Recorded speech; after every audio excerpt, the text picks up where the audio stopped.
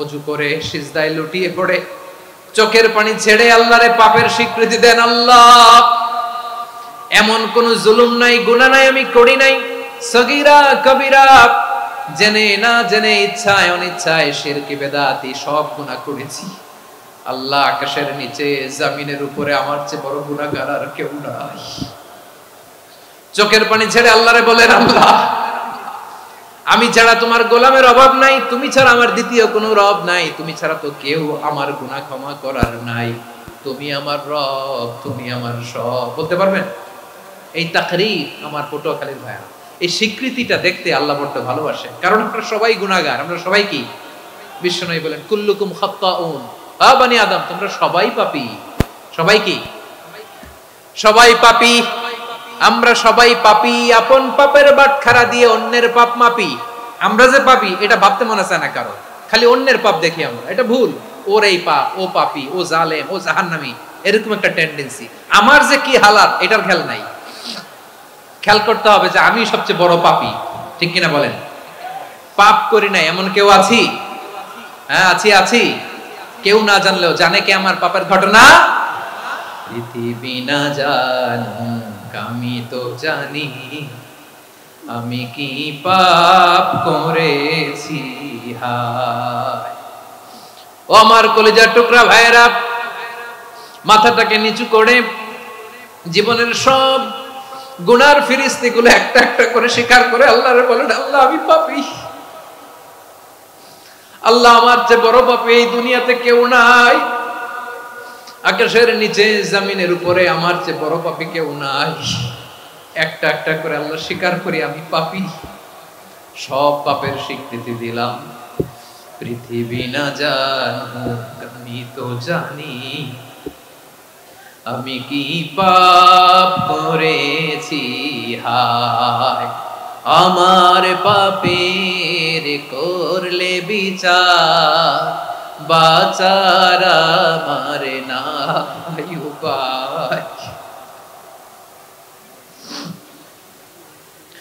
দয়াময় তুমি মাফ করো আমায়, মাফ করো আমায়। আল্লাহ তাআলা যদি দয়া করে আমাদেরকে মাফ না করে, আমাদের বাঁচার কোনো উপায় নাই। আপনি কি ভেবেছেন আপনার নামাজ দিয়ে আপনি জান্নাতে যাবেন? আপনি তাহাজ্জুদ গুজার, সেজদা দিতে দিতে কপালে দাগ ফেলেছেন, এটা আপনারা জান্নাতে নেবে না।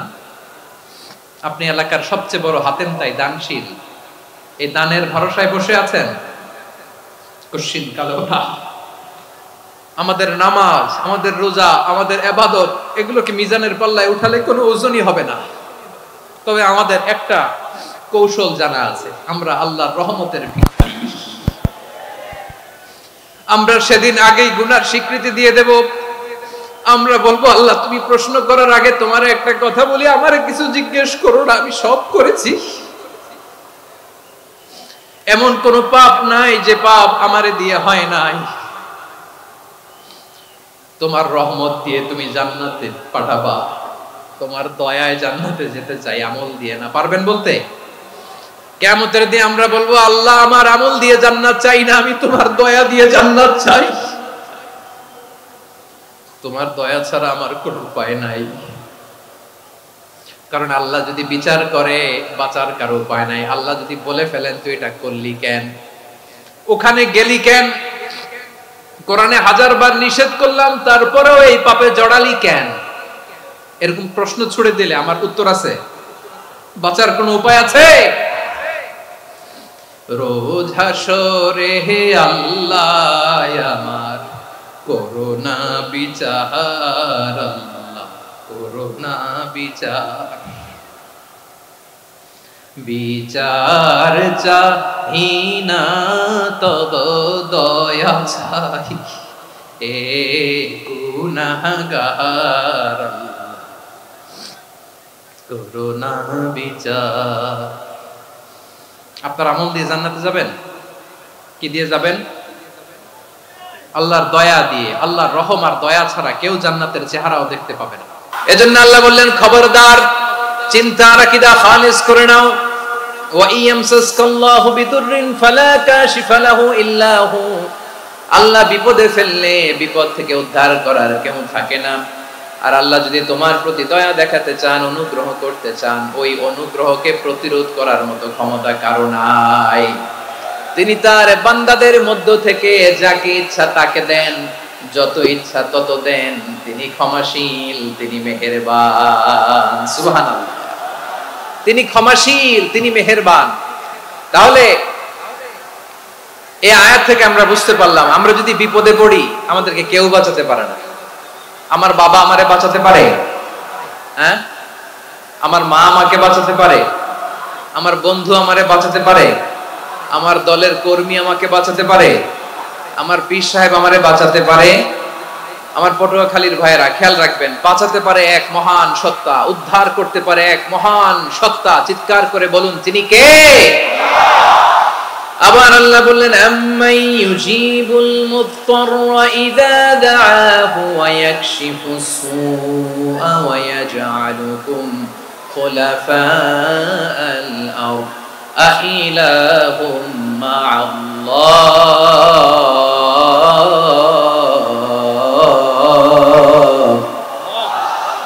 ক্বালিলাম মা তাযাক্কারুন। রব্বুল আলামিন বলেন, বিপদে পড়ে কাতর কণ্ঠে চিন্তাগ্রস্ত হয়ে যখন কেউ ফরিয়াদি হয়ে আল্লাহর ডাকে হাত তোলে, তখন এই ব্যক্তির ডাকে সাড়া দেয় কে?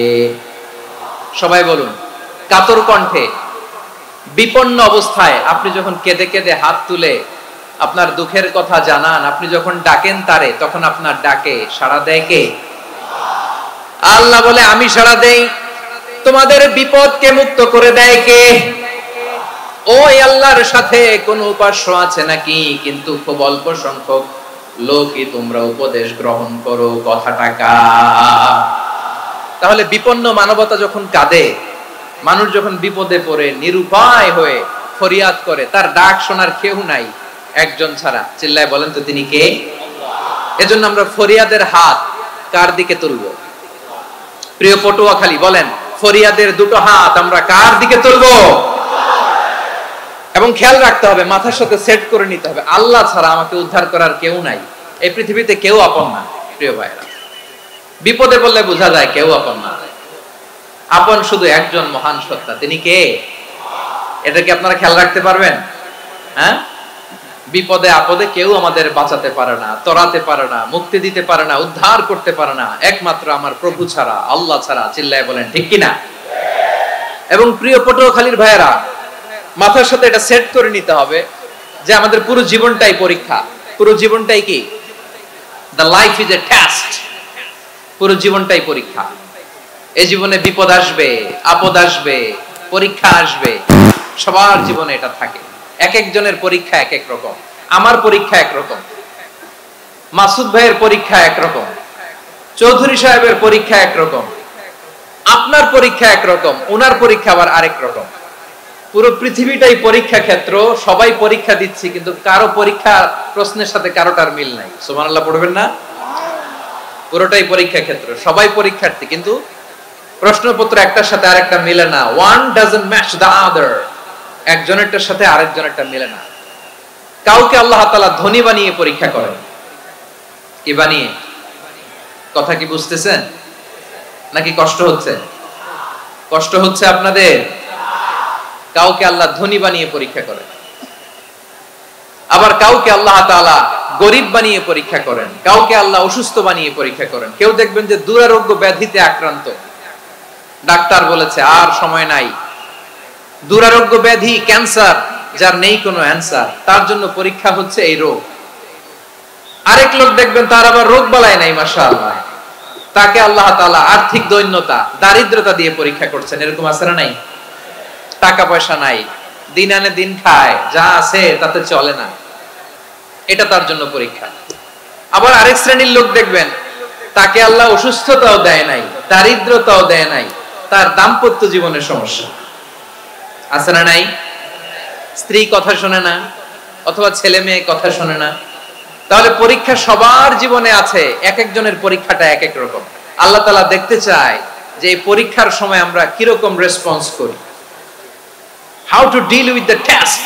কিভাবে এই বিপদ আপদ পরীক্ষাগুলোকে আমরা হ্যান্ডেল করব, ডিল করব, এটা হচ্ছে আজকের আলোচনার বিষয়। বুঝতে পেরেছেন সবাই আমার প্রিয় ভাইয়েরা? তাহলে পরীক্ষাময় আমাদের জীবন, বিপদ আপদ পরীক্ষা এটা মানুষের পিছু ছাড়ে না। সবার জীবনে পরীক্ষা আছে, নবীদের জীবনেও পরীক্ষা ছিল। সাহাবারা জিজ্ঞেস করেছেন, ইয়া রাসূলুল্লাহ আইয়ুন নাসি আশাদ্দু বালাআন ফিদ দুনিয়া, এই দুনিয়ার বুকে কাদের পরীক্ষা সবচেয়ে বেশি? বিশ্বনবী বলেছেন আল আম্বিয়া, এই পৃথিবীতে সবচেয়ে বেশি পরীক্ষা আল্লাহ তাআলা নিয়ে থাকেন নবীদের। কাদের? নবীদের। সুম্মাল আমসাল ফাল আমসাল, এরপরে নবীদের পরের স্তরে যারা তাদের পরীক্ষা, এরপরে তাদের পরের স্তরে যারা তাদের পরীক্ষা, সিদ্দিকীনদের, শুহাদাদের, সালিহিনদের, আল্লাহওয়ালাদের। যার ঈমান যত মজবুত তার জীবনে পরীক্ষাও তত বেশি। চিল্লায় বলেন ঠিক কিনা? তাহলে মুমিনরা, বিশ্বাসীরা, আমরা কি পরীক্ষা বিপদ আপদে ভয় পাই? হ্যাঁ, বিপদ দেখলে ভয় লাগে আপনাদের? ভয় লাগে? হ্যাঁ না, মুমিনরা বিপদে ভয় পায় না, তারা হতাশ হয় না, সুবহানাল্লাহ, তারা নিরাশ হয় না।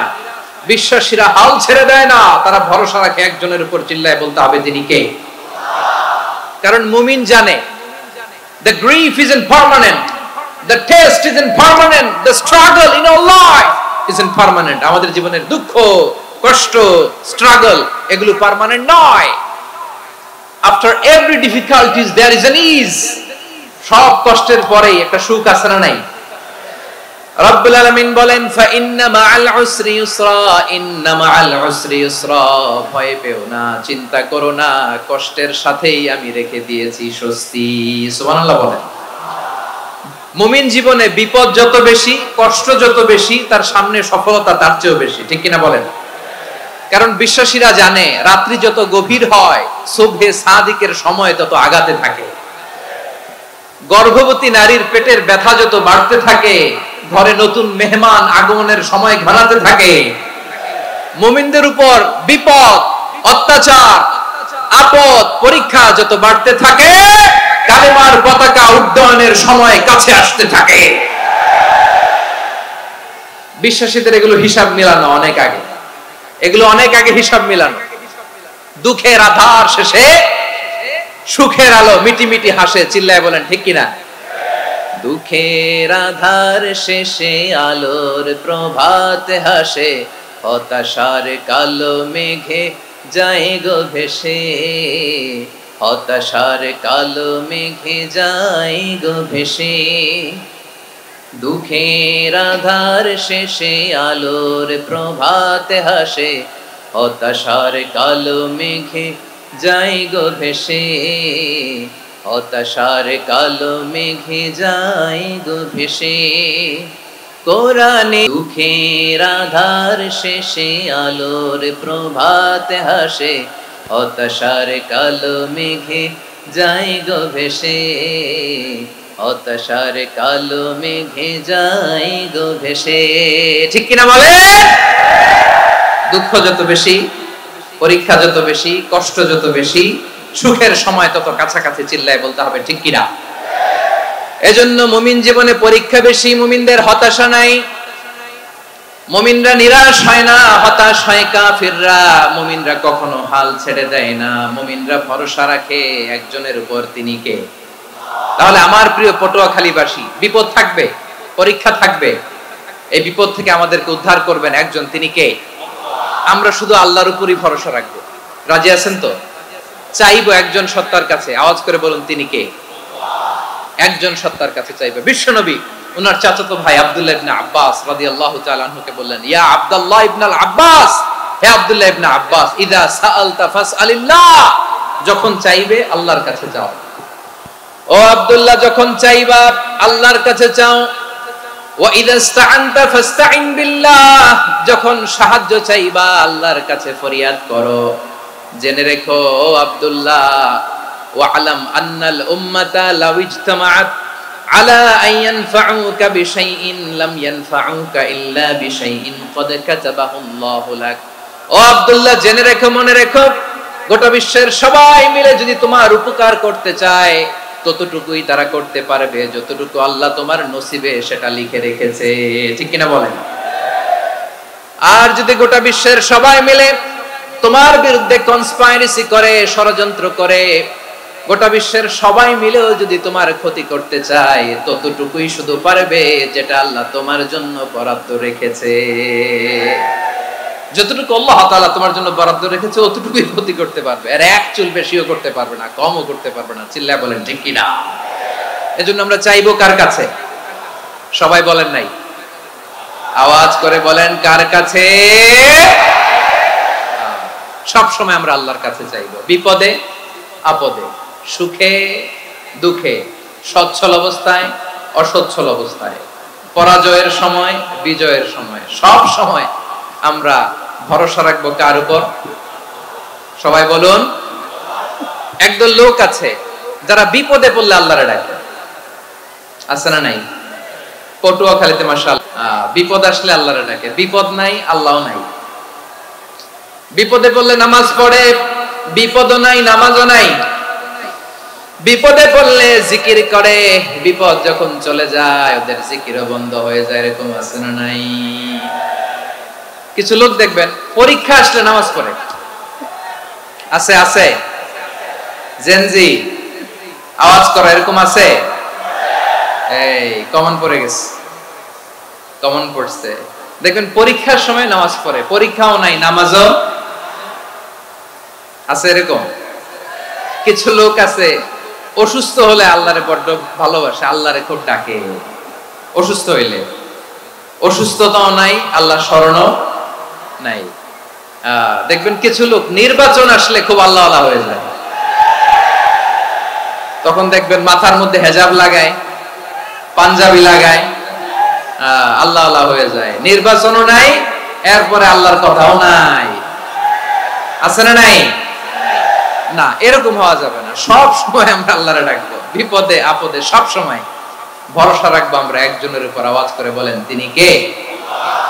একথায় আল্লাহ তাআলা আমাদের চোখে আঙ্গুল দিয়ে জানিয়ে দিলেন, ফাইদা রাকিবু ফিল ফুলকি দা'আবুল্লাহ মুখলিসিনা লাহুদ্দিন ফালাম্মা নাজ্জাহুম ইলাল বাররি ইযা হুম ইউশরিকুন। আল্লাহ বলে একদল লোক আছে, তারা যখন নৌযানে চড়ে, জলযানে চড়ে, সাগরের মধ্যে যখন জাহাজে চড়ে, লঞ্চে চড়ে, তারা যখন তুফানের সম্মুখীন হয় তখন তারা আল্লাহরে বড্ড বেশি ডাকে, একান্ত ভাবে ডাকে, বিশুদ্ধ চিত্তে ডাকে। আবার তুফান থেকে তাদেরকে সেফ জোনে নিয়ে, নিরাপদ জোনে নিয়ে যখন বন্দরে আমি আল্লাহ তাদেরকে ফিরিয়ে দেই, ওই লোকগুলো আবার আমি আল্লাহর সাথে শিরিক করে। এরকম আছে না নাই? জাহাজে উঠছে, সাগরের মাঝখানে তুফান, ওই সময় দেখবেন আল্লাহ কারে কয়। এই কথা তো আপনাদেরকে বোঝানো সহজ, আপনারা তো নদীর দেশের মানুষ। লঞ্চে চড়েন নাই কারা কারা? দেখি, লঞ্চে চড়ছেন? হ্যাঁ, লঞ্চে চড়ে নাই এরকম একজনও নাই এখানে। আচ্ছা, লঞ্চে উঠছেন কে কে? দেখি। মাশাআল্লাহ মাশাআল্লাহ মাশাআল্লাহ, ঠিক আছে, আপনাদের বোঝানো সহজ। আচ্ছা, লঞ্চে উঠে তুফানের সম্মুখীন হয়েছেন, জলোচ্ছ্বাস সবাই? মাশাআল্লাহ। তো এই ওয়াজ তো আপনাদের মুখস্থ, ঠিক কিনা বলেন? আমার বলার দরকার নাই, বলেন। মাঝ নদী, তুফান, জলোচ্ছ্বাস, জলের মধ্যে উচ্ছ্বাস, ঢেউ, টর্নেডো, সাইক্লোন, মেঘের ঘনঘটা, পরিবেশ ঘুটঘুটে অন্ধকার, লঞ্চ একবার এদিকে আরেকবার ওইদিকে, ভিতরে কি অবস্থা হয় বলেন তো? হ্যাঁ, তখন মুসলিম আল্লাহরে ডাকে, হিন্দু আল্লাহরে ডাকে, ঠিক কিনা বলেন? আস্তিক আল্লাহরে ডাকে, নাস্তিক আল্লাহরে ডাকে, ঠিক কিনা? লঞ্চের ভেতর, স্টিমারের ভেতর কান্নারে রোল পড়ে যায়, চিৎকারের রোল পড়ে যায়, সবার মুখ দিয়ে শুধু একটা আওয়াজ, লা ইলাহা লা ইলাহা লা ইলাহা সুবহানাল্লাহ আলহামদুলিল্লাহ লা ইলাহা আল্লাহ নামের জিকির করবে যারা, আল্লাহর কাছে প্রিয় তারা, আল্লাহর কাছে প্রিয় যারা, জান্নাতে প্রবেশ করবে তারা, জোরে লা ইলাহা লা ইলাহা ইল্লাল্লাহ, লা ইলাহা ইল্লাল্লাহ মুহাম্মাদুর রাসূলুল্লাহ সাল্লাল্লাহু আলাইহি ওয়াসাল্লাম। আমার প্রিয় পটুয়াখালীবাসী, তাহলে লঞ্চের ভেতরে যখন আমরা তুফানের মধ্যে পড়ি তখন সবাই মিলে আমরা একটা নামের জিকির করি। নামটা কার? মুসলমানেরাও ডাকে, হিন্দুরাও ডাকে, আস্তিকও ডাকে, নাস্তিকও ডাকে, সবাই ডাকে একজনকে। তিনি কে? আবার দেখবেন ওই আল্লাহ তুফানের পরে, ঝড়ের পরে ওই লঞ্চটাকে যখন সদর ঘাটে ফিরিয়ে দেয়, আবার আমরা নাফরমানি শুরু করে দেই। সে কোথায় আল্লাহ বললেন, ফাইদা রাকিবু ফিল ফুলকি দা'আউল্লাহ মুখলিসিনা লাহুদ্দিন ফালাম্মা নাজ্জাহুম ইলাল বাররি ইযা হুম ইউশরিকুন। সাগরে যখন তুফানে পড়ে আমি আল্লাহর ডাকে, আবার আমি আল্লাহ যখন বাঁচিয়ে দেই, আবার আমি আল্লাহর সাথে শিরিক শুরু করে। আমরা কি এরকম হতে চাই নাকি? এরকম করবেন? হ্যাঁ না, আমরা তুফানে পড়লেও আল্লাহরে ডাকি, আবার বাঁচায় দেওয়ার পরেও ডাকি কারে? আল্লাহকেই ডাকি। বিমানের মধ্যে মাঝে মাঝে দেখবেন যে এয়ার টার্বুলেন্স হয়, জানেন? এয়ার টার্বুলেন্স জানেন তো? মাঝে মাঝে বিমানটা বাউন্সিং করে, বাম্পি, ভেরি বাম্পি ওয়েদার। শুনেন নাই? 40,000 ফিট উপরে যখন থাকে তখন পাইলট মাঝে মাঝে বলে, dear passengers, ladies and gentleman, right now we are flying 40,000 feet above the ground and we are passing very air turbulence, very heavy air turbulence right now. Please fasten your seat belt. দেখবেন মাঝে মাঝে বলে যে, ভদ্র মহিলা, ভদ্র মহোদয়গণ, আমরা 40,000 ফিট উপর দিয়ে যাচ্ছি আর এয়ার টার্বুলেন্স ফেস করছি, মেহেরবানি করে আল্লাহর ওয়াস্তে সিট বেল্ট বাঁধুন। তখন বিমানটা এরকম বাউন্সিং করে, শেকিং করে। আপনারা মুখোমুখি হয়েছেন? ইদানিং এই এয়ার টার্বুলেন্স বেড়ে গিয়েছে। গত বছর আমার ইন্টারন্যাশনাল অনেকগুলো ফ্লাইট ছিল, তো আমি দেখলাম যে আগের ফ্লাইটগুলোর তুলনায় এখন এয়ার টার্বুলেন্স খুব বেশি। আমি একটু রিসার্চ করে দেখলাম, ক্লাইমেট চেঞ্জের কারণে, জলবায়ু পরিবর্তনের কারণে আকাশের বাতাসের মুভমেন্টে পরিবর্তন হয়েছে, ফলে এখন বিমান শেকিং করে বেশি, বাউন্সিং, বাম্পি ওয়েদার। তো বলেন তো, 40,000 ফিট উপরে যখন আপনি, কয় হাজার ফিট? সবাই বলুন, কয় হাজার ফিট?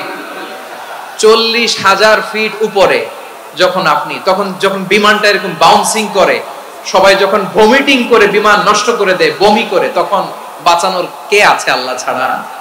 কেউ আছে? ওই মুহূর্তেও সবাই মিলে একজনের ডাকে আওয়াজ করে বলেন, তিনি কে?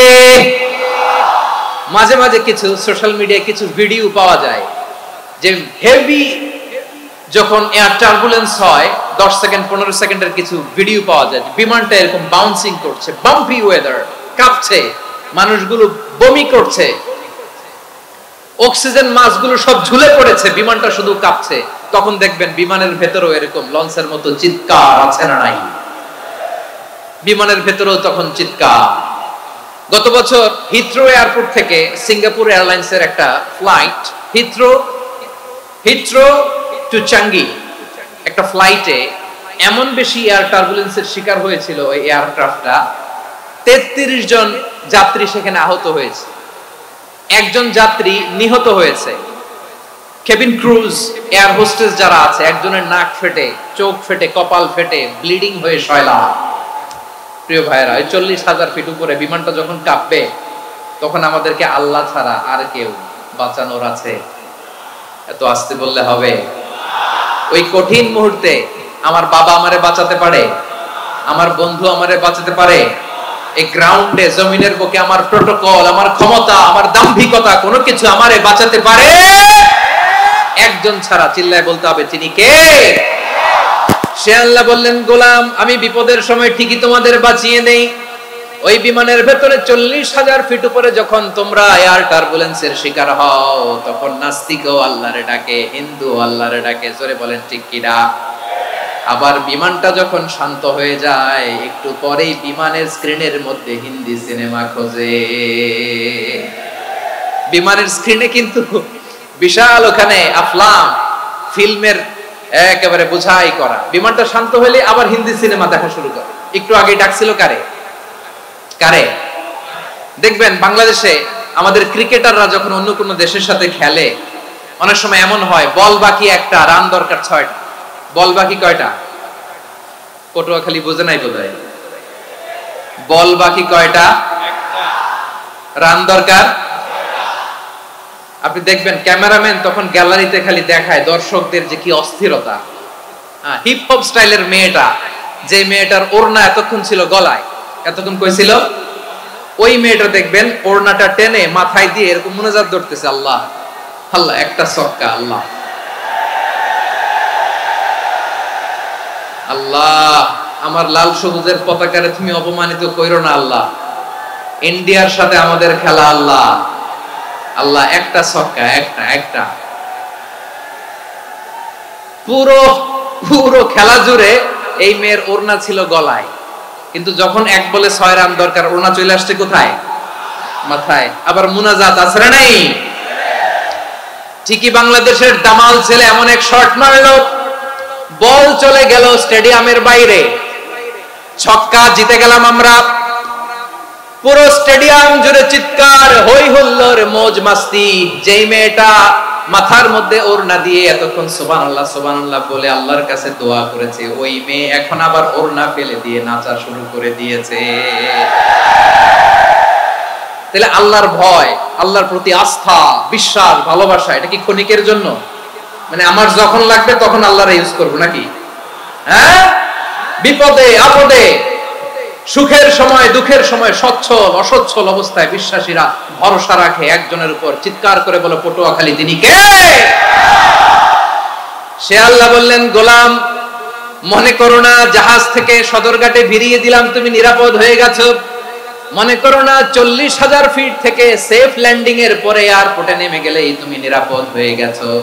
ও মিয়া, বিপদ কি শুধু সাগরে আর আকাশে? ঘরের বিপদও, ঘরের ভেতরও বিপদ আসতে পারে কি পারে না? এজন্য সূরা মুলক আল্লাহ বললেন, আমিনতুম মান ফিস সামাই আন ইয়াখসিফা বিকুমুল আরদা ফাইদা হিয়া তামুর। তোমরা কি ভাবছো তোমরা নিরাপদ? সাগরের মধ্যে তুফান, আল্লাহ আল্লাহ ডাকলাম, সদরঘাটে যেয়ে পড়ছে, বেঁচে গেছেন তো আপনি।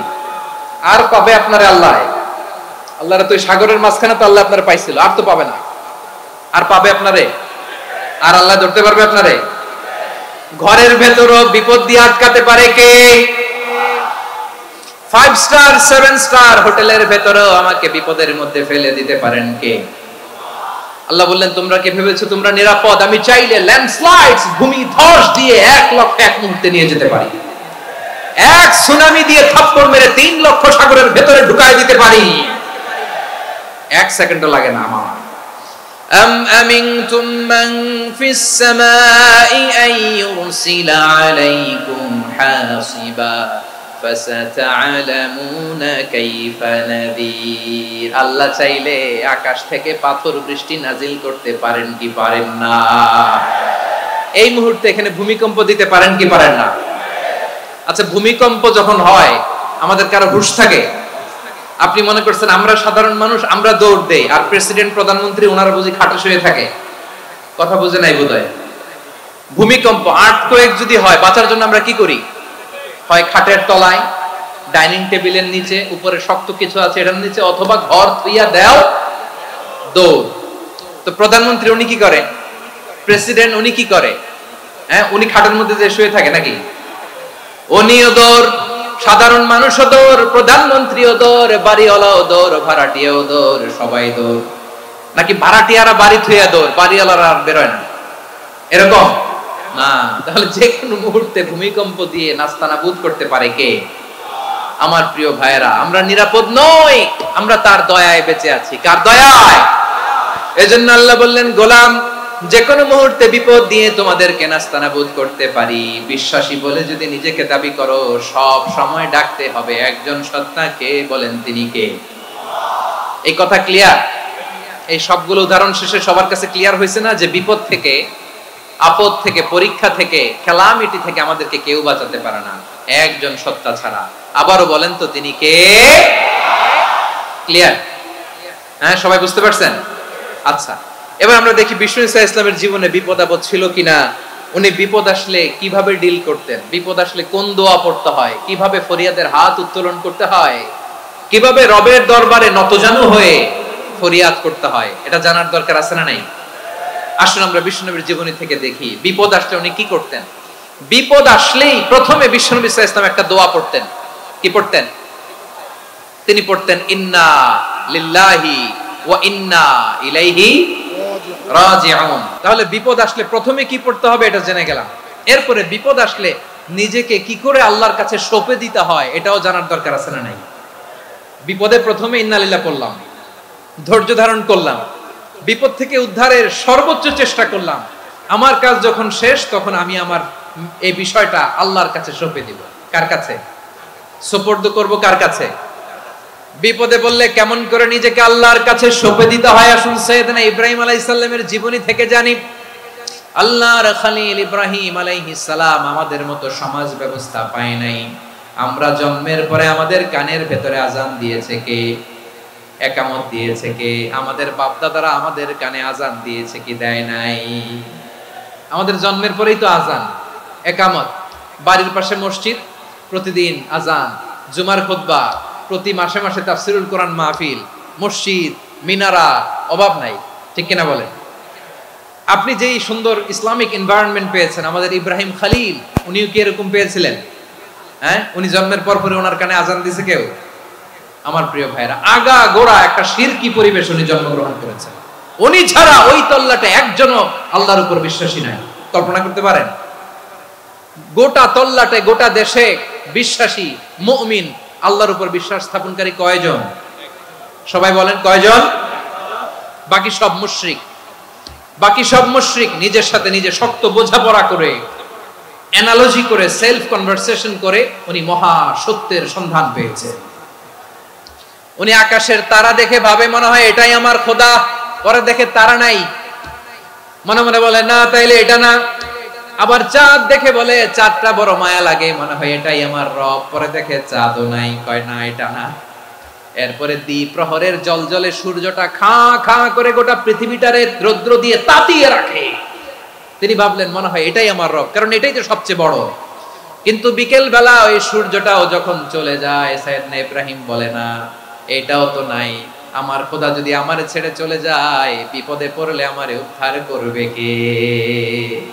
এভাবে নিজের সাথে অ্যানালজি, সেলফ কনভারসেশন করতে করতে করতে তিনি মহা সত্যের সন্ধান পেয়েছেন। সুবহানাল্লাহ পড়েন। সব শেষে তিনি ডিসিশন নিয়ে ঘোষণা দিলেন, ইন্নী ওয়াজ্জাহাতু ওয়াজহিয়া লিল্লাযী ফাতারাস সামাওয়াতি ওয়াল আরদা হানিফান ওয়া মা আনা মিনাল মুশরিকিন। নিশ্চয় আমি এমন সত্তার দিকে মনোনিবেশ করলাম, মুখাপেক্ষী হলাম, যিনি আকাশ বানিয়েছেন, জমিন বানিয়েছেন, আমি মুশরিক নই। সুবহানাল্লাহ। পারতেন? আপনি পারতেন? কেউ নাই, লক্ষ লক্ষ মুশরিক, আপনি একা।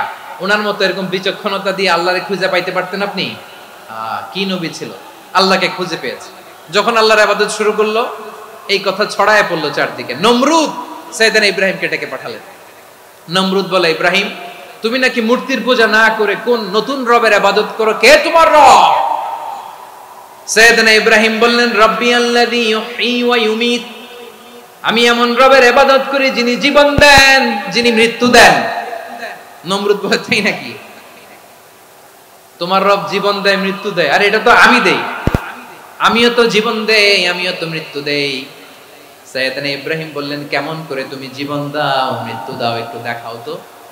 নমরুদ জেলখানা থেকে দুজন কয়েদিকে ডেকে আনলো। কয়েদি এনে অর্ডার করলো, একটাকে এখনই শিরোচ্ছেদ, হেড অফ, ডেথ পেনাল্টি, মৃত্যুদণ্ড দেয়া হলো। ফিনকি দিয়ে রক্ত বের হলো।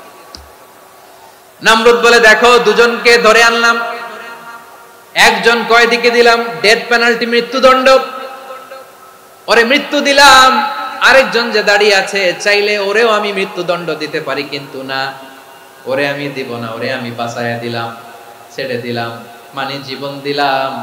দেখো ইব্রাহিম, তোমার চোখের সামনে একজনরে মৃত্যু দিলাম, আরেকজনরে জীবন দিলাম।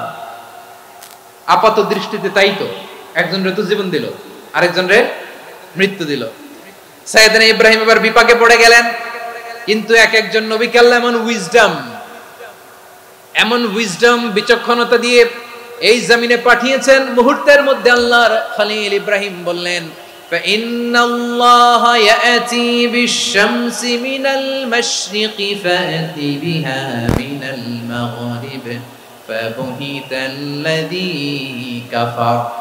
আল্লাহর খলিল ইব্রাহিম বললেন, নমরুদ বুঝলাম তুমি জীবন দাও, মৃত্যু দাও, দেখলাম, কিন্তু আমার রব, আমার আল্লাহ প্রতিদিন সকালবেলা উষা লগ্নে ওই পূর্ব দিগন্ত থেকে সূর্যটাকে উদিত করেন, সাঁঝের বেলা, বিকেল বেলা, কুথুরি লগ্নে, সন্ধ্যা বেলা ওই দ্বিপ্রহরের জল জলে সূর্যটাকে পশ্চিম দিগন্তে ডুবিয়ে দেন। মানে সকালবেলা পূর্ব দিক থেকে উদিত করা সূর্যটাকে পশ্চিম দিকে বিকেলে তিনি ডুবিয়ে দেন। তুমি যদি পারো ওই সূর্যটাকে পশ্চিম দিক থেকে উদিত করে পূর্ব দিকে ডুবিয়ে দাও। সুবহানাল্লাহ পড়বেন না? দেখেন, ইনস্ট্যান্ট ইন্টেলেক্ট, মুহূর্তে বিচক্ষণতা, উইজডম কাকে বলে? নমরুদ পারবে? নমরুদের বাপ পারবে? ওর দাদা, ওর 14 গোষ্ঠী, গোটা বিশ্বের সব ক্ষমতাধর রাষ্ট্রনায়করা একসাথে হলে পারবে? ফাবুহিতাল্লাযী কাফার পারে নাই, ব্যর্থ হয়েছে। এবার তেলে বেগুনে জ্বলে উঠেছে, রেগে মেগে আগুন বলে ফালকুহু ফিল জাহিম। ওর সাথে তর্ক নাই, না পেরে এবার এটারে আগুনে ফেলা। বিশাল বিশাল গাছ কেটে লাকড়ি এনে আগুনের কুণ্ডলি বানানো হলো, দাও দাও দাও দাও করে আগুন জ্বলে। আল্লাহর খলিল ইব্রাহিমকে আগুনে নিক্ষেপ করা হবে। আল্লাহর খলিল সাইয়েদনা ইব্রাহিমের হাতের মধ্যে রশি দিয়ে টাইট করে বাঁধা হলো, পায়ের মধ্যেও টাইট করে রশি দিয়ে বাঁধা হলো। আল্লাহর খলিল ইব্রাহিমকে আগুনের কুণ্ডলির মধ্যে ফেলা হবে। ওমিয়া, আপনি যে বিপদের কারণে ভয় পান, হতাশ হন, এটা কোনো বিপদ ওনার বিপদের সামনে? পটুয়াখালী আওয়াজ করে বলুন, সাইয়েদনা খলিল ইব্রাহিমের বিপদের সামনে আমাদের বিপদগুলো কোনো বিপদ? এটা কোনো বিপদই না, এটা কোনো বিপদই না। হাত পা বেঁধে টাইট করে নিক্ষেপ করা হবে, সিম্পলি ফেলা যাবে না, কারণ দাও দাও করে দ্য ব্লেজিং ফায়ার, এমন আগুনের কুণ্ডলি, কাছে যাওয়া যায় না, আগুনের উত্তাপে নিক্ষেপ করা হবে।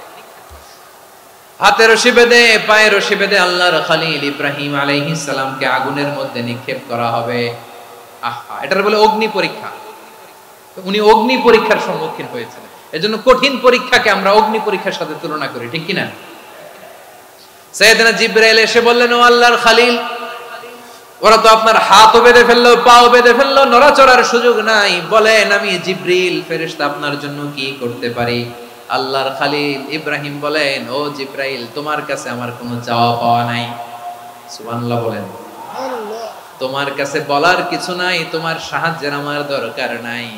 সাইয়েদনা ইব্রাহিম আলাইহিস সালামকে হাতে পায়ে রশি বেঁধে, হাত পা বাঁধা অবস্থায় জ্বলন্ত অগ্নিকুণ্ডে যখন নমরুদের দলবল নিক্ষেপ করবে, আল্লাহর খলিল কিভাবে নিজেকে আল্লাহর কাছে সঁপে দিয়েছেন, পটুয়াখালীর ভাইরা খেয়াল করে শুনুন। হাত পা বেঁধে আল্লাহর খলিলকে যখন নিক্ষেপ করা হবে, তিনি মুখ ফুটে বলে ফেললেন, হাসবুনাল্লাহু ওয়া নি'মাল ওয়াকিল।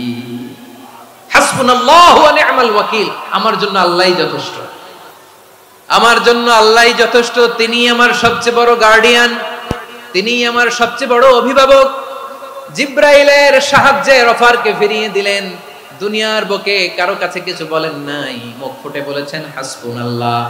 ও আমার পটুয়াখালীর প্রাণের ভাইয়েরা, খেয়াল রাখবেন, কোন বান্দা তার হাতে থাকা সব চেষ্টাটুকুন করার পরে মুখ ফসকে মুখ দিয়ে যখন বলে ফেলে হাসবুনাল্লাহ, বান্দা যখন হাসবুনাল্লাহ বলে ফেলে, ওই ব্যাপারটা ডিল করার দায়িত্ব স্বয়ং আল্লাহ আরশের উপর থেকে নিয়ে নেয়।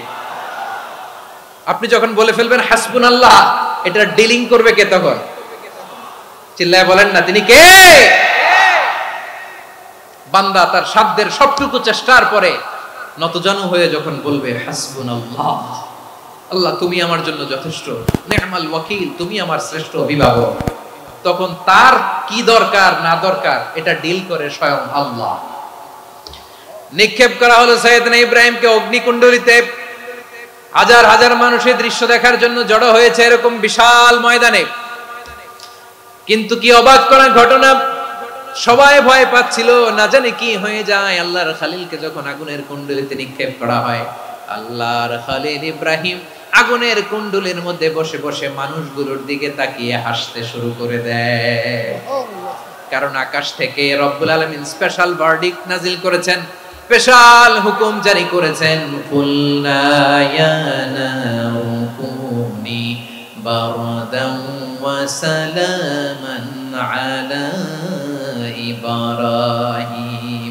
ও আগুন খবরদার, সৃষ্টি শুরু থেকে তোকে একটা ধর্ম আমি বাতলে দিয়েছিলাম, তোর ধর্ম, আগুনের ধর্ম হলো যা পাবে জ্বালিয়ে ছারখার করবে। আল্লাহ বলল, আগুন তোর ধর্ম দিয়েছিলাম, তুই সব জ্বালিয়ে পুড়িয়ে ছারখার করে দিবি, কিন্তু ক্ষণিকের জন্য আমি তোর জ্বালিয়ে দেওয়ার ক্ষমতাটাকে কেড়ে নিলাম, জ্বালিয়ে ভস্ম করে দেওয়ার ক্ষমতা আমি কেড়ে নিলাম। কুনি বারদান, ঠান্ডা হয়ে যা, কিন্তু এত বেশি ঠান্ডা হবি না আবার আমার ইব্রাহিমের জন্য সর্দি লেগে না যায়। সুবহানাল্লাহ, এত আস্তে বললে হবে? কুনি বারদান, বারদ মানে বরফ, ঠান্ডা, ঠান্ডা হ, কিন্তু এত ঠান্ডা হবি না যাতে আমার ইব্রাহিমের কষ্ট হয়। আগুন বলে, আল্লাহ একবার বললাম ঠান্ডা হ, আবার বলো এত ঠান্ডা হবি না যাতে খালিলের সর্দি না লাগে। কেমন ঠান্ডা হব, কেমন এনভায়রনমেন্ট তৈরি করে দেব বলো?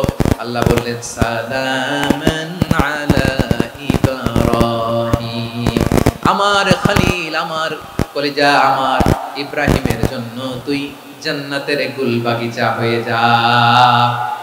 ও ভাই, নবী মুসার মতো ঈমান হলে রাস্তা হবে সাগর জলে, নবী ইউসুফের মতো ঈমান হলে একে একে দরজা খোলে, নবী ইব্রাহিমের মতো ঈমান যদি আজও থাকে বিদ্যমান, অগ্নিকুণ্ডে দেখতে পাবে খুবসুরতে ফুল বাগান। কুলনা ইয়া নারু কুনি বারদান ওয়া সালামান আলা ইব্রাহিম। বান্দা যখন মুখ দিয়ে বলে হাসবুনাল্লাহ,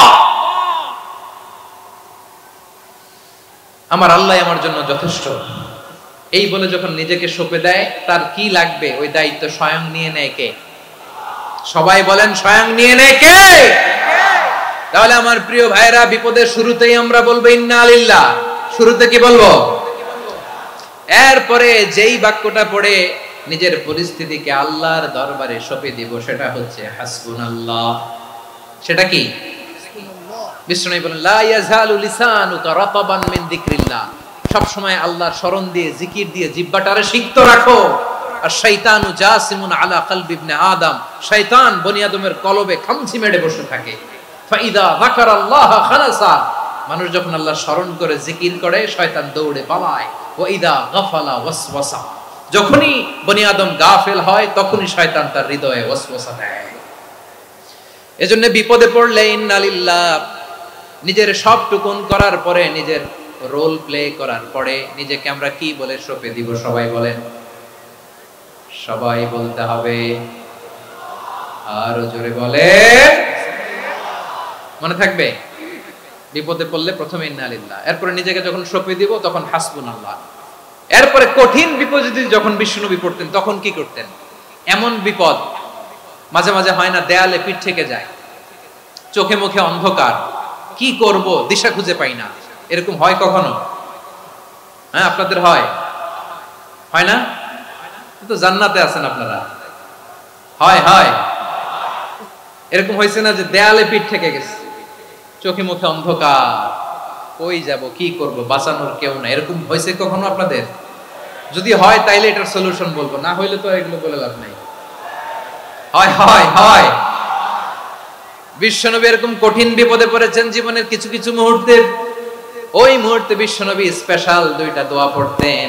এই দোয়াগুলো আপনাদেরকে জানিয়ে দেয়। বিশ্বনবী বলেন, কঠিনতম বিপদে যখন পড়বা, দেয়ালে পিঠ থেকে যায়, চোখে মুখে অন্ধকার, বাঁচার কোনো উপায় নাই, তখন পড়বা লা ইলাহা ইল্লা আনতা সুবহানাকা ইন্নী কুনতু মিনাজ জালিমিন।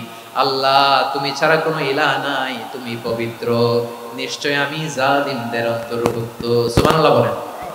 এই দোয়া সাইয়েদনা ইউনূস আলাইহিস সালাম পড়েছিলেন যখন মাছের পেটে ছিলেন। কিসের পেটে?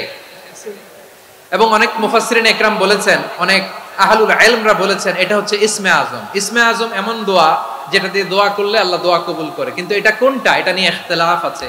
কোন কোন আহলুল ইলম বলেন এই লা ইলাহা ইল্লা আনতা সুবহানাকা ইন্নী কুনতু মিনাজ জালিমিন এটা হচ্ছে ইসমে আজম। সাইয়েদনা ইউনূস আলাইহিস সালাম পড়েছেন, আপনারা পড়েননি? তুফান হইলে পড়েন না? আমাদের এলাকায় তো এটা খুব, এটার উপর ব্যাপক আমল আছে। পটুয়াখালীতে কি অবস্থা বলেন? পড়েন পড়েন পড়েন পড়েন। একটা গল্প শুনেছিলাম, পাক হানাদার বাহিনী যখন বাংলাদেশে অ্যাটাক করত, ৭১ সালের ঘটনা বলতেছি, আমরা তো দেখি নাই, শুনছি আর কি। ৭১ যদি দেখতাম এতদিনে রাজাকার হয়ে যেতাম। আল্লাহ আমাদেরকে বাঁচাই দিয়েছে, আল্লাহর মেহেরবানি, ঠিক কিনা বলেন? মন মতো হইলে মুক্তিযোদ্ধা, মন মতো না হইলে রাজাকার। কত কিছু দেখলাম এই শাহবাগের বুকে। আল্লাহ, ৭১ সালে দেখি নাই, আমরা শুনেছি পাক হানাদার বাহিনী জিজ্ঞেস করত মুসলিম না অমুসলিম চেক করার জন্য, বলতো কালেমা বল, কালেমা বাতাও। তো যারা কালেমা বলতে পারতো পাকিস্তানি বাহিনী নাকি ওদেরকে ছেড়ে দিত, শুনেছি। তো একজনকে, এক বাঙালিরে পেয়ে তার মাথার মধ্যে বন্দুকের নল ধরে বলতেছে কালেমা বল সালে, কালেমা বাতা, কালেমা বল। তো ভয়ের চোটে এই দোয়া পড়া শুরু করছে।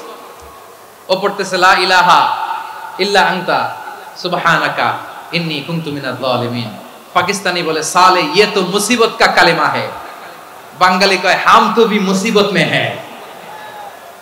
পাকিস্তানি বলে বেটা কোন দোয়া বললি, এটা তো মুসিবতের কালেমা। কয় আমিও তো মুসিবতে আছি, আমার মাথার মধ্যে বন্দুক ধরে তুমি আমার কালেমা জিজ্ঞেস করো, এখন কোনটা কালিমা আর কোনটা কি দোয়া, আমার হুঁশ আছে নাকি? প্রিয় ভাইরা, আসলে এটা দুআউল মুসিবা, বিপদে পড়লে এই দোয়া পড়তে হয়। লা ইলাহা ইল্লা আনতা সুবহানাকা ইন্নী কুনতু মিনাজ জালিমিন, এটা পড়বেন আপনারা। এই দোয়া পড়ে সাইয়েদনা ইউনূস আলাইহিস সালাম মাছের পেট থেকে রক্ষা পেয়েছিলেন। রক্ষা করেছিল কে? তুমি ইউনূস নবীরে যখন খাইলো মাছেতে গিলিয়া, ফেরেশতা পাঠাইয়া দিলে ইসমে আজম দিয়া। প্রাণে ছিল যাহার ভয় সেথা পাইল আশ্রয়, প্রাণে ছিল যাহার ভয় সেথা পাইল আশ্রয়। মাছের পেট হতে সে যে পেল পরিত্রাণ। আল্লাহু আল্লাহু তুমি জাল্লে জালালুহু, শেষ করা তো যায় না গে তোমার গুণগান। আল্লাহু আল্লাহু, সুবহানাল্লাহ পড়ে। লা ইলাহা ইল্লা আনতা সুবহানাকা ইন্নী কুনতু মিনাজ জালিমিন। বিশ্বনবী বললেন দেয়ালে পিঠ থেকে গেলে, চোখে মুখে অন্ধকার, বাঁচার কোনো উপায় নাই, তখন এই দোয়াটা পড়তে হবে। এই দোয়া পড়ে আল্লাহর কাছে ফরিয়াদ করলে বিপদ মুক্ত করবেন কে? কেন এই দোয়াটা আল্লাহর কাছে বড্ড প্রিয় জানেন আমার ভাইয়েরা? কারণ এই দোয়ার মধ্যে 3টা জিনিস আছে। আমি যেরকম আঙ্গুল উঁচু করেছি এরকম করেন তো। 3টা। কয়টা? 3টা। 1 নম্বরে হচ্ছে তাওহীদ, 2 নম্বরে তাসবিহ, 3 নম্বরে তাকরীর। আই রিপিট, আবারো বলছি, 1 নম্বরে তাওহীদ, 2 নম্বরে তাসবিহ, 3 নম্বরে তাকরীর। এই দোয়াটা আল্লাহর কাছে এত পছন্দনীয় কারণ এই দোয়ার প্রথম অংশে আছে তাওহীদ, আল্লাহর একত্ববাদের ঘোষণা। লা ইলাহা ইল্লা আনতা, ও আল্লাহ আপনি ছাড়া কোনো ইলাহ নাই, উপাস্য নাই। এই কথা বললে আল্লাহ বড় খুশি হয়ে যায়। সুবহানাল্লাহ পড়েন। এই দোয়ার দ্বিতীয় অংশে আছে তাসবিহ, মানে আল্লাহর প্রশংসা, প্রশংসা সূচক বাণী। সুবহানাক সুবহানাক সুবহানাক, ও আল্লাহ আমি আপনার পবিত্রতা ঘোষণা করছি। সুবহানাক, এই কথা শুনলেও আল্লাহ খুশি হয়ে যায়। সুবহানাল্লাহ পড়েন। এই দোয়ার তৃতীয় অংশে আছে তাকরীর, তাকরীর মানে পাপের স্বীকৃতি। তাকরীর মানে কি? তাকরীর মানে পাপের স্বীকৃতি। এই দোয়ার তৃতীয় অংশে আছে ইন্নী কুনতু মিনাল জালিমিন, ও আল্লাহ আমি জালিমদের অন্তর্ভুক্ত। আল্লাহ আল্লাহ আমি জালেম, আল্লাহ আমি ভুল করেছি, অন্যায় করেছি, আল্লাহ আমি জালেমদের অন্তর্ভুক্ত। এই পাপের স্বীকৃতি, অ্যাকনলেজমেন্ট আল্লাহ বড্ড পছন্দ করে। যখন আল্লাহর কাছে আপনি ছোট হবেন, ছোট হতে হতে যত ছোট হবেন, ওই দৃশ্যটা দেখতে আল্লাহ বড্ড পছন্দ করে। সুবহানাল্লাহ বলেন। 3 নম্বর অংশ, ইন্নী কুনতু মিনাজ জালিমিন, আল্লাহ আমি জালেমদের অন্তর্ভুক্ত। সাইয়েদনা আদম আলাইহিস সালাম ভুল করে যখন নিষিদ্ধ গাছের ফুল খেয়ে ফেললেন, ফল খেয়ে ফেললেন, আল্লাহ বললেন আদম ক্ষমা পেতে চাইলে তুমি আর হাওয়া মিলে স্বীকৃতি দাও, পাপের স্বীকৃতি আর পড়ো, রব্বানা যালামনা আনফুসানা ওয়া ইল্লাম তাগফির লানা ওয়া তারহামনা লানাকুনান্না মিনাল খাসিরিন। ও আল্লাহ আমি আদম আর হাওয়া যালামনা আনফুসানা, আমরা আমাদের নফসের উপর বড্ড জুলুম করেছি। আল্লাহ ওয়া ইল্লাম তাগফির লানা ওয়া তারহামনা, আপনি যদি ক্ষমা না করেন, আপনি যদি দয়া পরবশ না হন, আপনি যদি রহম না করেন, আমরা তো ক্ষতিগ্রস্তদের মধ্যে শামিল হয়ে যাব। এই দোয়া করার সাথে সাথে সাইয়েদনা আদম আর হাওয়া আলাইহিস সালামকে ক্ষমা করে দিলেন কে?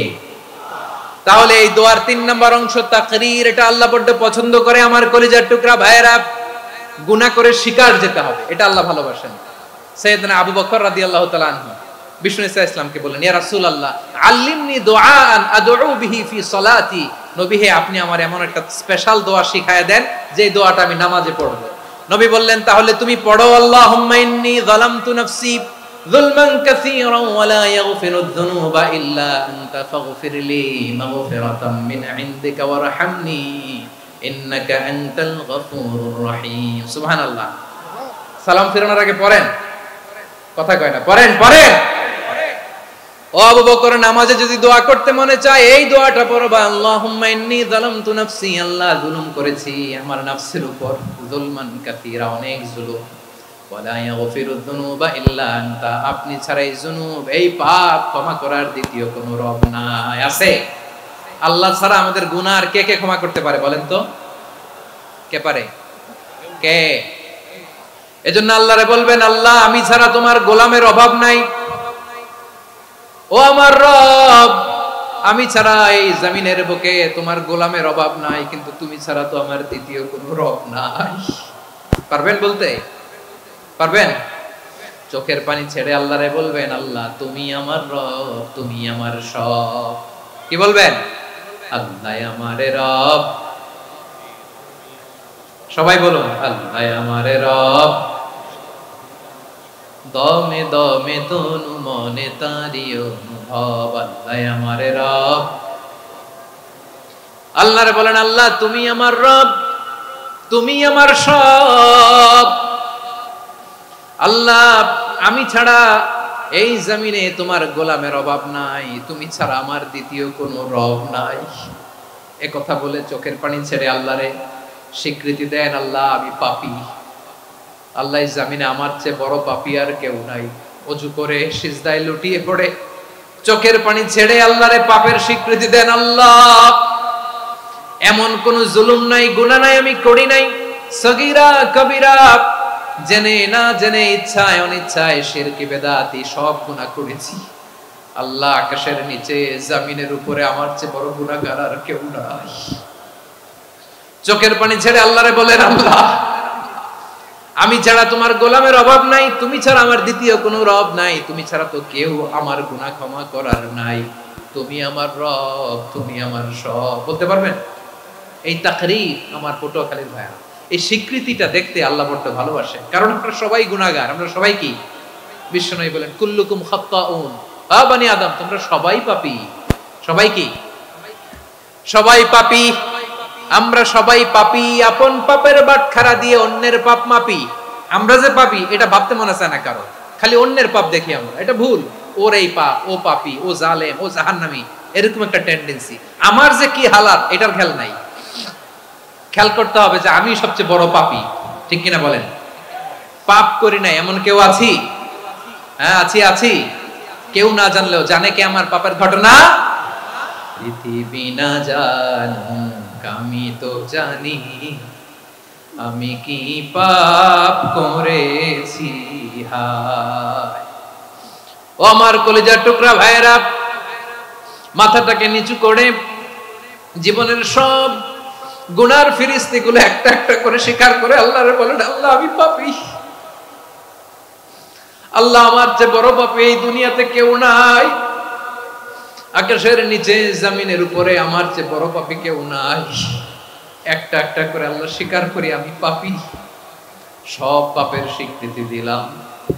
পৃথিবী না জানুক আমি তো জানি, আমি কি পাপ করেছি, হায় আমার পাপের করলে বিচার, বাঁচার আমার নাই উপায়।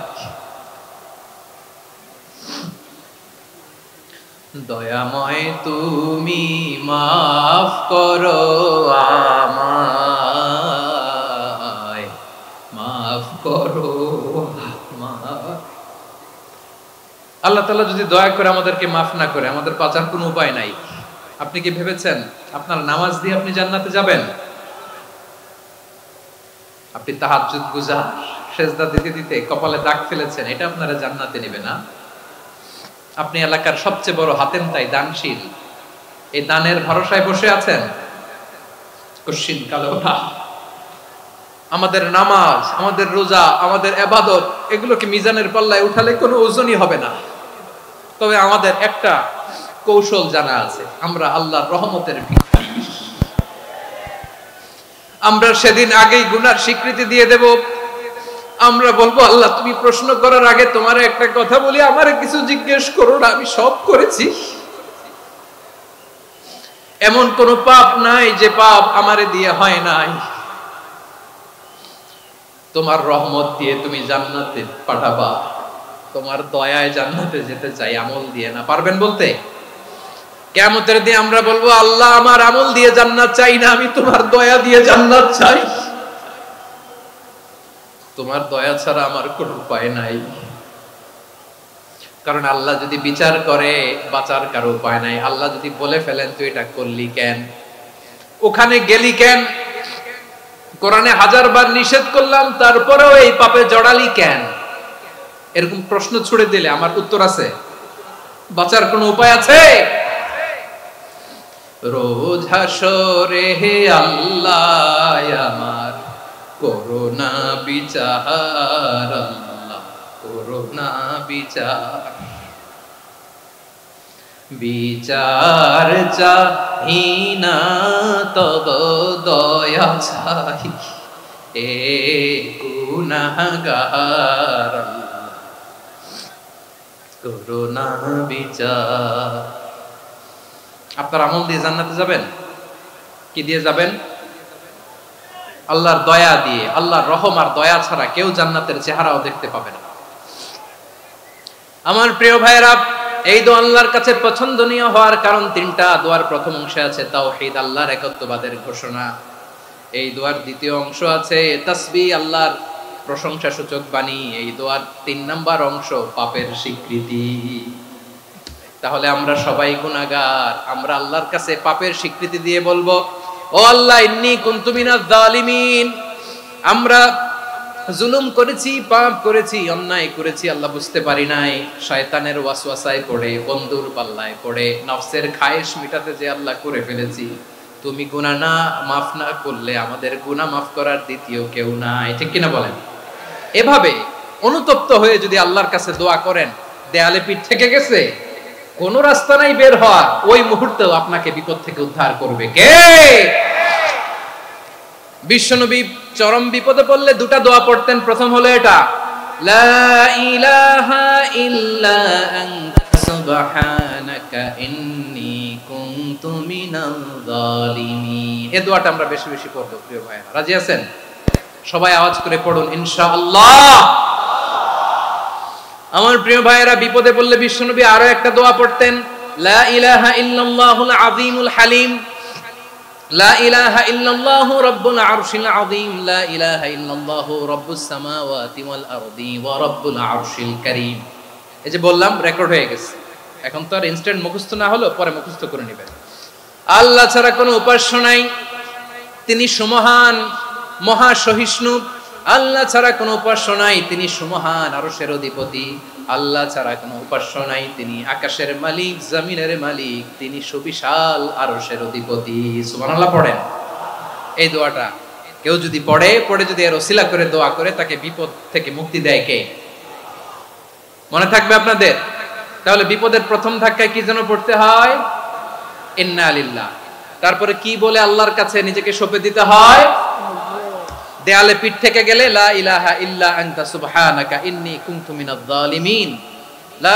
দুই নাম্বার হচ্ছে লা ইলাহা ইল্লাল্লাহুল আযীমুল হালিম, লা ইলাহা ইল্লাল্লাহু রাব্বুল আরশিল আযীম, লা ইলাহা ইল্লাল্লাহু রাব্বুস সামাওয়াতি ওয়াল আরদি ওয়া রাব্বুল আরশিল কারীম। মনে থাকবে?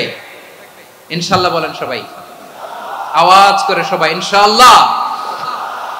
অনেক সময় এমন হয়, হঠাৎ বিপদের সম্মুখীন হই আমরা, রেডি হয়ে বের হইছে অফিসে, হঠাৎ অ্যাক্সিডেন্টে পড়ে যাই, হঠাৎ পেটের ব্যথায় অজ্ঞান, এরকম হয় না? আপনাদের হয় না? বিষ্ণু ইসলাম বলেন, আকস্মিক দুর্ঘটনার বিপদ থেকে যদি কেউ বাঁচতে চায়, সকাল সন্ধ্যা যেন প্রত্যেকে এই দোয়াটা পড়ে। সকালে যদি 3 বার পড়ে, সন্ধ্যা পর্যন্ত হঠাৎ বিপদ থেকে সে রক্ষা পাবে। To be protected from sudden calamity, sudden disaster, sudden calamity, হঠাৎ বিপদ, হঠাৎ ভয়ঙ্কর কোন আকস্মিক বিপদ থেকে আল্লাহ বাঁচায় দিবে। সকালে পড়লে সন্ধ্যা পর্যন্ত প্রোটেক্টেড, সন্ধ্যাবেলায় যদি 3 বার পরে সকাল পর্যন্ত প্রোটেক্টেড। সুবহানাল্লাহ পড়েন। দোয়াটা কি? দোয়াটা হচ্ছে বিসমিল্লাহিল্লাযী লা ইয়াদুররু মা ইসমিহি শাইউন ফিল আরদি ওয়ালা ফিস সামাই ওয়া হুয়াস সামিউল আলিম। ছোট না? অনেক ছোট, মুখস্থ করবেন। বিসমিল্লাহিল্লাযী লা ইয়াদুররু মা ইসমিহি শাইউন ফিল আরদি ওয়ালা ফিস সামা। ওই আল্লাহর নাম নিচ্ছি, যে আল্লাহর নামের বরকতে আকাশ জমিনের কোনো কিছু কারো কোনো ক্ষতি সাধন করতে পারে না। তিনি সর্বশ্রোতা, সর্বজ্ঞ। সুবহানাল্লাহ পড়েন। পড়বেন এই দোয়াটা, বিসমিল্লাহিল্লাযী লা ইয়াদুররু মা ইসমিহি শাইউন ফিল আরদি ওয়ালা ফিস সামাই ওয়া হুয়াস সামিউল আলিম। ফজরের পরে 3 বার, মাগরিবের পরে 3 বার যদি কেউ পড়ে, প্রোটেক্টেড, যে কোনো হঠাৎ বিপদ থেকে প্রোটেক্টেড। প্রোটেক্ট করেন কে? ওই আল্লাহর নাম নিচ্ছি, যে আল্লাহর নামের ওসিলায় আকাশ জমিনের কোনো কিছু কোনো ক্ষতি করতে পারে না। সুবহানাল্লাহ পড়েন। আচ্ছা, এবার আমাদের জীবনে দুশ্চিন্তা আছে না নাই বলেন? Tension, hyper tension, anxiety, depression, চিন্তা, টেনশন নাই, এরকম কে কে আছে দেখি? হাত তোলেন। ওই যে হাত তুলছে এক আল্লাহর ওলি, ওই যে। টেনশন নাই তোমার? মাশাআল্লাহ। ও না বুঝে তুলছে, জোকের চোটে, জোশের ঠেলায় ধাক্কায় তুলে ফেলছে। সবার জীবনে টেনশন আছে না নাই? এই দুশ্চিন্তা, পেরেশানি, মারাত্মক পেরেশানি থেকে মুক্তি পাওয়ার জন্য বিষ্ণু ইসলাম 2টো দোয়া পড়তেন। কয়টা? অনেকগুলো পড়তেন। স্পেশাল 2টো দোয়া আজকে আপনাদের শিখায়া যাব, শুনবেন না? কষ্ট হচ্ছে? সংক্ষিপ্ত মুনাজাত দিয়ে দেই। ওরে আল্লাহ, আমি তো 9:30 ক্রস করে ফেলছি মাসুদ ভাই, খেয়াল করে নেই। আরো কয়েক মিনিট? ঠিক আছে, ঠিক আছে। পেরেশানিতে পড়লে, টেনশনে পড়লে এই দোয়াটা, প্রিয় ভাইরা, বিষ্ণু ইসলাম যখন খুব বিপদে পড়তেন, দুশ্চিন্তা ওনাকে ঘিরে ধরতো, উনি পড়তেন ইয়া হাইয়ু ইয়া কাইয়ুম বিরহমাতিকা আস্তাগীথ, ইয়া হাইয়ু ইয়া কাইয়ুম বিরহমাতিকা আস্তাগীথ, ইয়া হাইয়ু ইয়া কাইয়ুম, হে শাশ্বত অবিনশ্বর, হে চিরঞ্জীব, বিরহমাতিকা আস্তাগীথ, তোমার রহমতের উসিলায় তোমার কাছে ফরিয়াদ করি। এটা পড়তেন। আবার আরেক বর্ণনায় এসেছে ইয়া হাইয়ু ইয়া কাইয়ুম বিরহমাতিকা আস্তাগীথ আসলিহ লি শা'নি কুল্লাহু ওয়ালা তাকিলনি ইলা নাফসি তারফাতা আইন। আসলিহ লি শা'নি কুল্লাহ, আল্লাহ আমার সবকিছু আপনি সেটেল করে দেন। আমাদের সব ঝামেলা সেটেল করে দিতে পারে কে? আমরা তো সেটেলমেন্টের জন্য এসপি সাহেবের কাছে যাই, ডিসি সাহেবের কাছে যাই, অমুক ভাইয়ের কাছে যাই, তমুক ভাইয়ের কাছে যাই। এই দোয়া পড়লে আরশের উপর থেকে আপনার ম্যাটার সেটেল করে দিবে কে? তাহলে পড়বেন ইয়া হাইয়ু, হে চিরঞ্জীব। হাইয়ু মানে চিরঞ্জীব, যিনি চিরকাল বেঁচে থাকবেন, মরবেন না। আল্লাহ মরবেন? তার কোনো লয় আছে? ক্ষয় আছে? সূরা রহমানে আল্লাহ বললেন কুল্লু মান আলাইহা ফানি ওয়া ইয়াবকা ওয়াজহু রাব্বিকা যুল জালালি ওয়াল ইকরাম ফাবিআইয়ি আলাই রাব্বিকা রাব্বিকুমা তুকাযযিবান। জমিনে যা আছে সব ফান, ভ্যানিশ হয়ে যাবে, নিশ্চিহ্ন হয়ে যাবে, শেষ হয়ে যাবে, সব বিলুপ্ত হয়ে যাবে একজন ছাড়া। জোরে বলেন তিনি কে? ইয়া হাইয়ু। আমার সাথে আওয়াজ করে পড়েন, ইয়া হাইয়ু, ইয়া কাইয়ুম, ইয়া হাইয়ু, ইয়া কাইয়ুম বিরহমাতিকা আস্তাগীথ আসলিহ লি শা'নি কুল্লা ওয়ালা তাকিলনি ইলা নাফসি তরফাতা আইন। এভাবে দোয়া করলে আপনাকে বিপদ মুক্ত করবে কে? এই দোয়াটা কেন পছন্দ আল্লাহর কাছে? কারণ এখানে আল্লাহর দুইটা সুন্দর নাম আছে, গুণবাচক নাম, আল হাই, আল কাইয়ুম। এই দুটো নাম আছে এখানে। আবার এই দুইটা আয়াতুল কুরসির অংশ। আয়াতুল কুরসির শুরুতে এটা আসরা নাই? হ্যাঁ, আসরা নাই।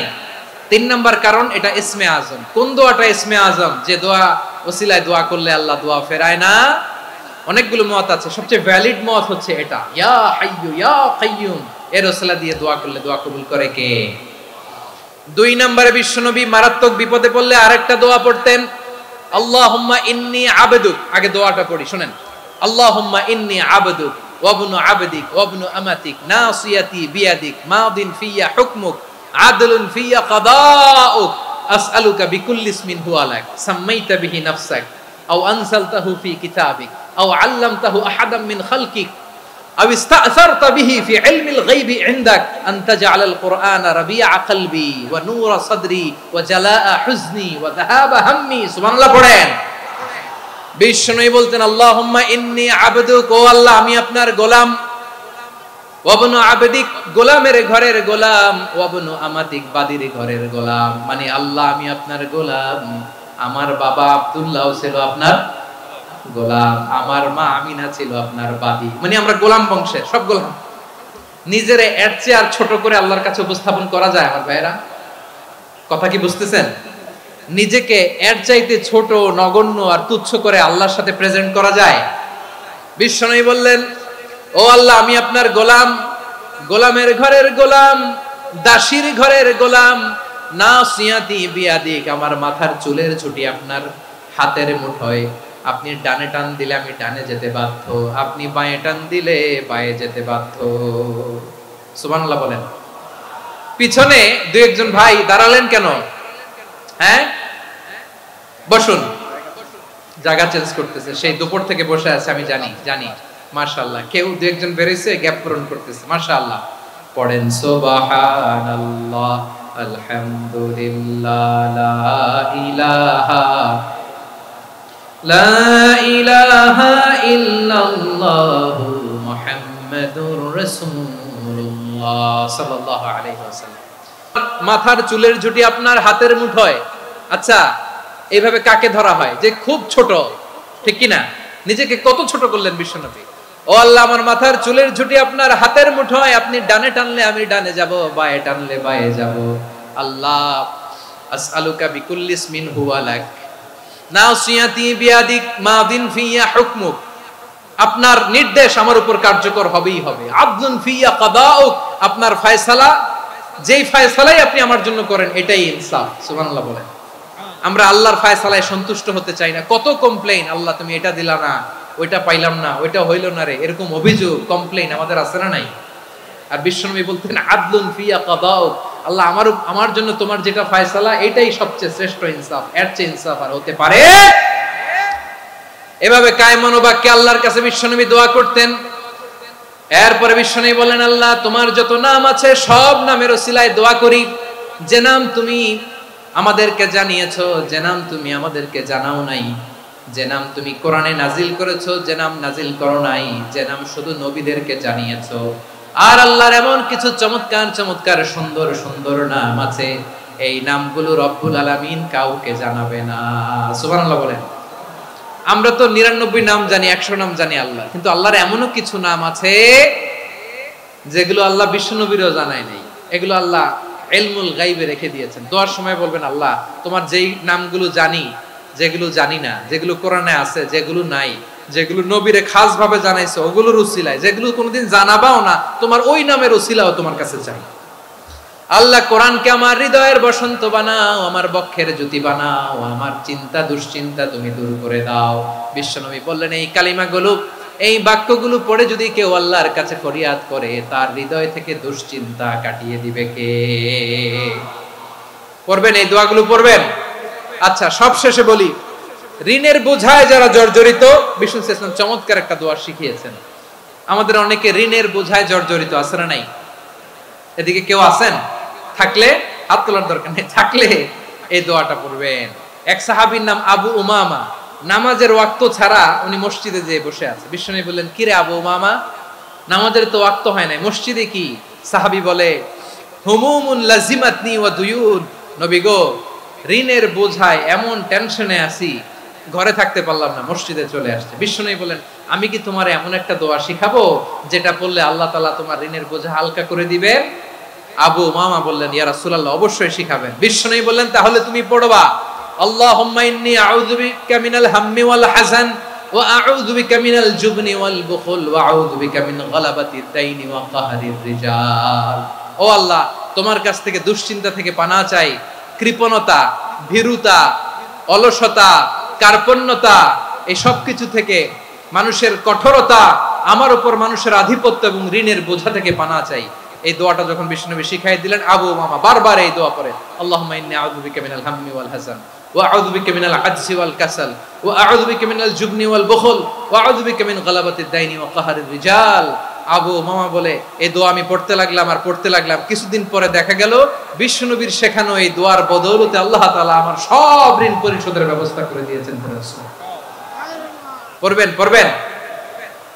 আমার প্রিয় পটুয়াখালীর ভাইয়েরা, বিশ্বনবীর জামাতা সাইয়্যিদিনা আলী রাদিয়াল্লাহু তাআলা আনহুর কাছে এক লোক এসে বলে, হে আলী, ঋণের বোঝায় আমি জর্জরিত, আমার কিছু অর্থ দিয়ে সাহায্য করো। সাইয়্যিদিনা আলী রাদিয়াল্লাহু তাআলা আনহু বললেন, আমি কি তোমারে এমন একটা দোয়া শিখাবো যেটা বিশ্বনবী আমাদের শিখিয়েছেন? এই দোয়া যদি তুমি পড়ো, লাউ কানা আলাইকা মিসলু জাবালিন কাবীরিন দাইনান আদাল্লাহু আনকা, পাহাড় পরিমাণে যদি ঋণের বোঝা হয়, আল্লাহ এটা পরিশোধের ব্যবস্থা করে দিবেন। ছোট্ট একটা দোয়া বিশ্বনবী শিখালেন, বললেন তুমি পড়বা, আল্লাহুম্মা কফিনি বিহালালিকা আন হারামিকা ওয়া আগনিনি বিফাদলিকা আম্মান সিওয়াক। মুখস্থ আছে? হ্যাঁ, আছে। আল্লাহুম্মা কফিনি বিহালালিকা আন হারামিক, আল্লাহ তোমার হালাল দিয়ে আমাকে পরিতুষ্ট করো, হারাম থেকে বাঁচিয়ে রাখো, আর তোমার অনুগ্রহে মানুষের মুখাপেক্ষী যেন আমি না হই, আমি যেন সবসময় তোমার মুখাপেক্ষী হয়, ওই তৌফিক দিও। সুবহানাল্লাহ পড়েন। এই দোয়া বেশি বেশি পড়লে ঋণের বোঝা হালকা করে দিবে কে? তাহলে প্রিয় ভাইয়েরা, বিপদে পড়লেই প্রথমে কি পড়বেন? পটুয়াখালী ভুইলা গেছে, বিপদে পড়লেই প্রথমে ইন্না লিল্লাহ কি বলে নিজেকে আল্লাহর কাছে সঁপে দিতে হয়? হাসবুনাল্লাহ। চরম বিপদে দেয়ালে পিঠ থেকে গেছে, তখন লা ইলাহা ইল্লা আনতা সুবহানাকা ইন্নী কুনতু মিনাজ জালিমিন। এরপরে লা ইলাহা ইল্লাল্লাহুল আযীমুল হালিম, এই দোয়া। আকস্মিক বিপদ, হঠাৎ যেন কোনো বিপদ আমাকে পেয়ে না বসে, এটার জন্য বিসমিল্লাহিল্লাযী লা ইয়াদুররু মা ইসমিহি শাইউন ফিল আরদি ওয়ালা ফিস সামাই ওয়া হুয়াস সামিউল আলিম। সকালে 3 বার, রাতে 3 বার। আর মারাত্মক tension, hyper tension, anxiety, depression থেকে বাঁচার জন্য 2 দোয়া, ইয়া হাইয়্যু ইয়া কাইয়্যুম, ইয়া হাইয়্যু ইয়া কাইয়্যুম, মনে থাকবে? আর আল্লাহুম্মা ইন্নী আবদুক, এই দোয়া। ঋণ থেকে বাঁচার জন্য 2 দোয়া, আল্লাহুম্মা ইন্নী আউযু বিকা মিনাল হাম্মি ওয়াল হাযান, এটা। আর আল্লাহুম্মা কফিনি বিহালালিকা আন হারামিকা ওয়া আগনিনি বিফাদলিকা আম্মান সিওয়াক। আর সব সময় পড়ার জন্য একটা আমল দিয়ে যাই, উঠতে বসতে, অফিসে যাচ্ছেন, অফিস থেকে ফিরতেছেন, বসে আছেন, শুয়ে আছেন, ছোট্ট এক শব্দে আমরা যেন বেশি বেশি পড়ি আস্তাগফিরুল্লাহ। আওয়াজ করে আমার সাথে পড়ুন, আস্তাগফিরুল্লাহ। আবার পড়ুন, আস্তাগফিরুল্লাহ। আল্লাহ রাসূল সাল্লাল্লাহু আলাইহি ওয়াসাল্লাম বলেন, মান লাজিমাল ইস্তিগফার, যে সব সময় এরকম ইস্তিগফারের সাথে লেগে থাকে, জাআলাল্লাহু লাহু মিন কুল্লি যিকিন মাখরাজা, আল্লাহ তাআলা তাকে কোনো বিপদে আটকান না, সে জীবনে আটকাবে না, যে কোনো বিপদে আল্লাহ তার রাস্তা বের করে দিবেন। Way out, you will get a way out and solution. সুবহানাল্লাহ। ওয়া মিন কুল্লি হাম্মিন ফারাজা, দুশ্চিন্তা মুক্ত হবে। ওয়ায়ারযুকহু মিন হাইসু লা ইয়াহতাসিব, এমন জায়গা থেকে আল্লাহ রিজিকের বন্দোবস্ত করবে যেটা সে কল্পনাও করে নাই। আওয়াজ করে পড়েন সুবহানাল্লাহ। তাহলে মনে থাকবে আস্তাগফিরুল্লাহর কথা। সব শেষ কথা বলবো, সব শেষ আমার প্রিয় ভাইয়েরা। এটা গেল নিজের বিপদ। কিসের বিপদ? নিজে যদি বিপদে পড়েন। অন্যের বিপদ যদি দেখেন, এটার জন্য একটা দোয়া আছে। অনেক সময় আমরা দেখি হাসপাতালে ক্যান্সারের 3rd স্টেজে চলে গেছে, লোকটা হ্যাংলা হয়ে চিকন হয়ে হায়রে কি কষ্ট পায়, দেখি না? বিষ্ণু বলে একটা দোয়া যদি কেউ অন্যের কোনো বিপদ দেখে পড়ে, ওই বিপদ তার জীবনে কখনো আসবে না। শুনবেন? শোনার আগ্রহ আছে? অনেক সময় হয় যে আমরা মহাসড়ক দিয়ে যখন চড়ি, দুর্ঘটনায়, আইরে আল্লাহ, দুর্ঘটনায় মানুষের মাথা একদিকে, দেহ আরেকদিকে, ব্লিডিং, এরকম হয় না? আল্লাহ তুমি হেফাজত করো। বিশ্বনবী বলেন এই দুর্ঘটনা দেখে কেউ যদি এই দোয়াটা পড়ে, তার জীবনে সে কোনোদিন এরকম অ্যাক্সিডেন্টের সম্মুখীন হবে না। শুনবেন? বিশ্বনবী বলেন অন্যের বিপদ দেখে কেউ যদি পড়ে, আলহামদুলিল্লাহিল্লাযী আফানি মিম্মা বতালাকা বিহি ওয়া ফাদ্দালানি আলা কাসীরিন মিম্মান খালাকা তাফদীলা, মানে প্রশংসা সে আল্লাহর, যে আল্লাহ তাআলা তোমাকে যেই জিনিস দিয়ে পরীক্ষা করেছে, আমাকে ওইটা থেকে বাঁচিয়ে দিয়েছে। তোমাকে আল্লাহ যেই বিপদে ফেলেছে, আমাকে ওই বিপদ থেকে তিনি মুক্ত রেখেছে, আর তার অনেক সৃষ্টির উপর আমাকে তিনি প্রাধান্য দিয়েছে। সুবহানাল্লাহ পড়েন। যে কোনো বিপদ, কারো ক্যান্সার দেখে যদি এই দোয়াটা আপনি বিশ্বাসের সাথে পড়েন, জীবনে কোনোদিন ক্যান্সার রোগে আক্রান্ত হবেন না। দুর্ঘটনা দেখে যদি পড়েন, ওই দুর্ঘটনা আপনাকে স্পর্শ করবে না। যে কোনো কারো বিপদ দেখে যদি কোনো বিশ্বাসী বান্দা এই দোয়া পড়ে, বিশ্বনবী বলেন লাম ইউসিবহু যালিকাল বালা, ওই বিপদ তাকে আর ধরবে না। উফিয়া মিনহু মিন যালিকাল বালা কাইনাম মা কান, সে যতদিন হায়াত পাবে কোনোদিন ওই বিপদ তাকে স্পর্শ করবে না। এই দোয়াটা পড়তে রাজি আছেন আমার প্রিয় ভাইরা? তাহলে পুরো আলোচনার সেন্ট্রাল থিম হচ্ছে আমাদের জীবনে বিপদ আসবে, কষ্ট আসবে, দুঃখ আসবে, কিন্তু বিপদে আপদে আমরা হাল ছেড়ে দিব না, হতাশ হব না। মুমিন হতাশ হয় না, নিরাশ হয় না, হাল ছেড়ে দেয় না। মুমিন ভরসা রাখে একজনের উপর। আওয়াজ করে বলুন, যিনি কে? বিপদে পড়লে আমাদেরকে উদ্ধার করে কে? আবার আমাদেরকে যদি কোনো নেয়ামত আল্লাহ দিতে চান, ওইটা কেড়ে নেওয়ার ক্ষমতা কারো আছে? তাহলে আমরা কানেক্টিভিটি বাড়াবো কার সাথে? আমাদের প্রার্থনার ফরিয়াদের হাত তুলবো কার কাছে? রাজি আছেন? পটুয়াখালীর ভাইয়েরা, মনে থাকবে কথাগুলো? আল্লাহ তাআলা আমাদের সবাইকে কথাগুলো বোঝার ও আমল করার তৌফিক দান করুন।